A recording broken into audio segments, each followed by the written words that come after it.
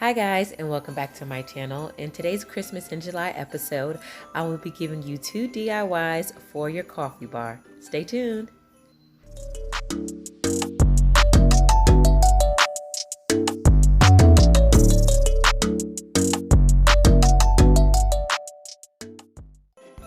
Now you guys, before I jump into my DIYs, I want to let you know that this video is in collaboration with Sonia from Domestic Diva DIY, and on her channel she has a ton of DIYs, thrift flips, and different type of themes, and she also has a blog with recipes and daily life living. You guys should definitely head over to her channel as soon as you're done with mine. From the Dollar Tree, I've got these 2 foam rounds, 2 come in a pack. I've got these wooden pitcher stands. I've got some red and green and white acrylic paint.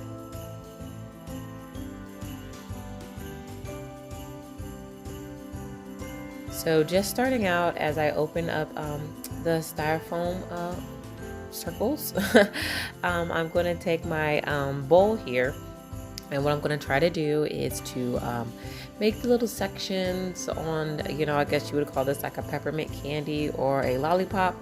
And I'm going to go from the center, and I'm just going to make it a semicircle, I guess you could say. Because when you get the lollipops, they're not, straight lines, it's kind of, circular. So that's why I'm using just one of my kids' cereal bowls. And I'm going in with a pencil. I wouldn't use a pen or anything of that nature because it might show up through your paint. So just something very light. A pencil worked for me. If you have, a matching pen or marker or a color pencil of whatever paint that you're going to use on the lollipops, that would be okay.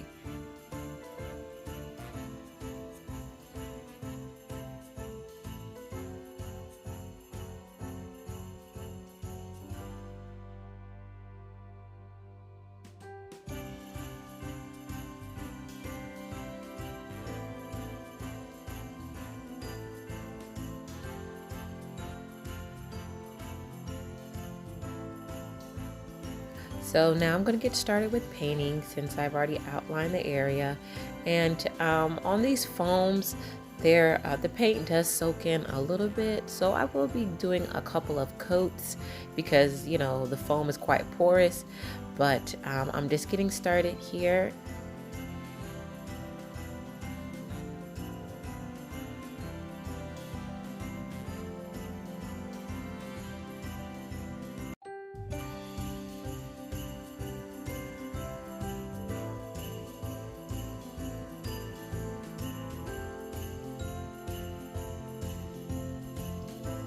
So about 1,000,000 years later, I'm all finished, and I'm going to move on to the next step.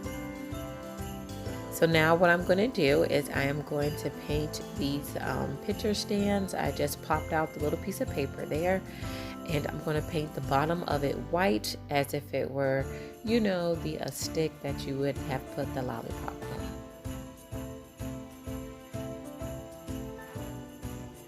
I'm just snacking in the middle of this craft. If you're wondering, my hand keeps going back and forth.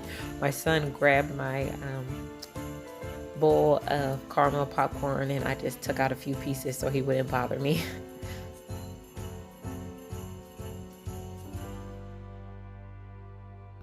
So as usual, you guys, I will have all the supplies linked down below that I possibly can. And even if I can't link them, I'll list them and I'll let you know what store I got them from. But they're all just typical things you can find at your Walmart, your Dollar Tree, simple acrylic paints and glitter, stuff like that.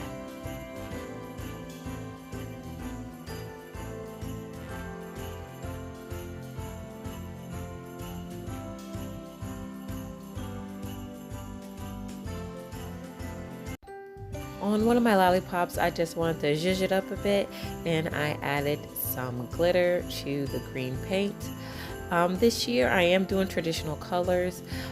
I do want to maybe try to do a little pop of white, give it a kind of Whoville feel, not completely, but my kids really enjoy the Grinch movie, and my husband thinks it's super cool too. So that is the theme that they requested for this year. So I am trying to compromise. I really wanted something super traditional and grand, but they wanted something more fun. So here I'm just going in with some Gorilla Glue. I don't know how, but the bottom of, I guess because of the pressure, but the bottom of my Gorilla Glue ripped.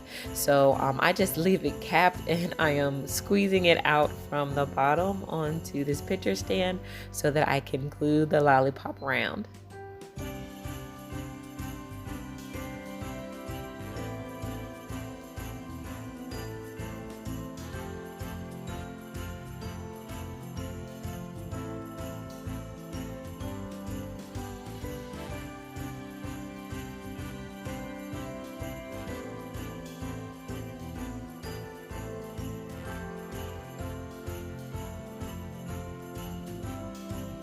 So the Gorilla Glue dries pretty quickly on a small project like this, and here is the finished product, you guys. I think it's so adorable, and in the back I also made some red ones out of just some leftover styrofoam that I had in an Amazon package, and I really like it. I cannot wait for the holiday season this year to just doll this area up completely.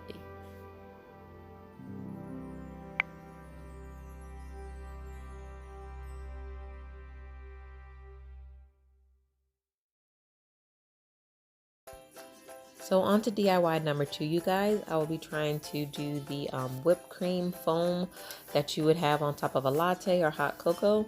And the supplies I'll be using is lightweight spackle, some glue, and some brown and black paint.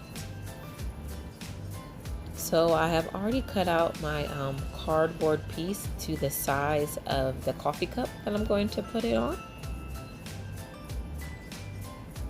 And so I'm just going to take this mason jar here, and I will also be using, what I'll show you in a moment here, are some piping bags for, what do you call it, for like decorating a cake or decorating cupcakes.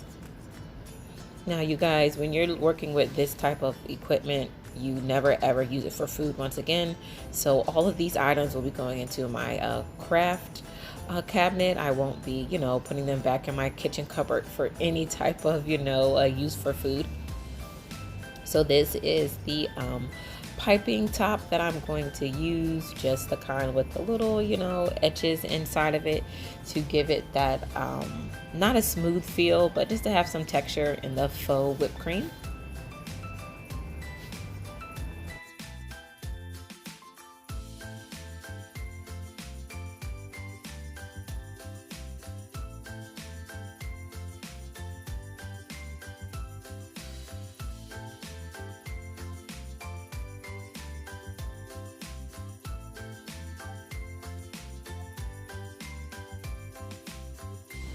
So I'm just going to be cutting the tip off of the icing bag here. And as I said, I'm going to use it just like I would if I were trying to ice in a cupcake or something like that. I'm going to put the piping top in it. Sorry guys, I don't know the name of it. But I'm going to put the tip in there. And I'm going to insert that into this mason jar that I have here. And then I'm going to fill up the piping bag.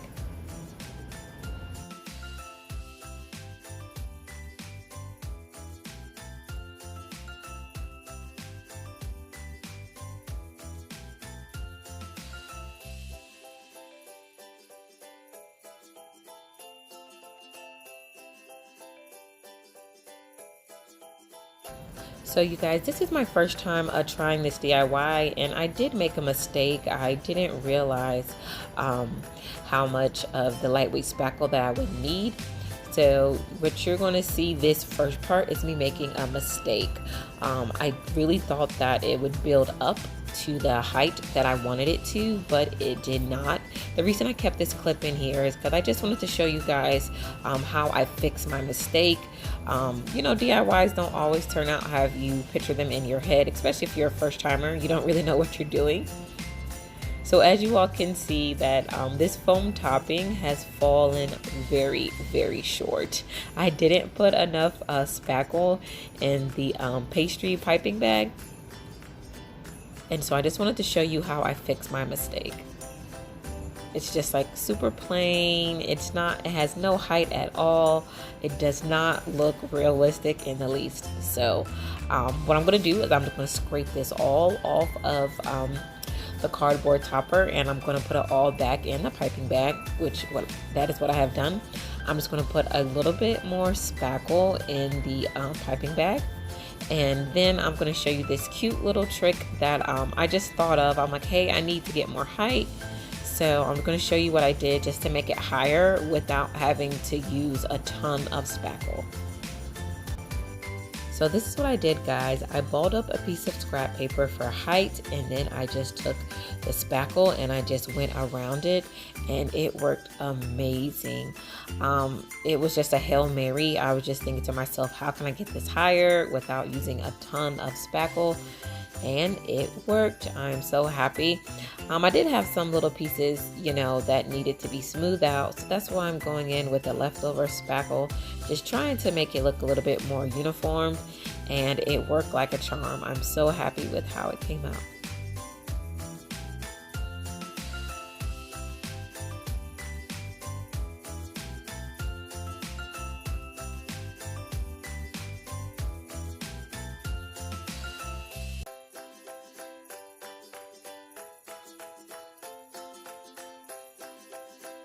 Now to do the faux, I guess, chocolate sauce, I'm just gonna put some Elmer's glue in this little container that I've got here, and I'm going to use some dark brown paint, and I felt that like the little bit of brown that I put in there wasn't dark enough. I wanted it to look like, you know, real chocolate. So I went in also with a couple of drops of the black paint as well. And the reason that I use glue as a base is so that it can look thick and so that it'll sit on top of the spackle. I believe that the paint would just soak into it, you know, because this is literally something you would use to fill in a hole in the wall. So painting it is, you know, what you're supposed to do. So I'm using glue as a base so it'll sit on top of the spackle.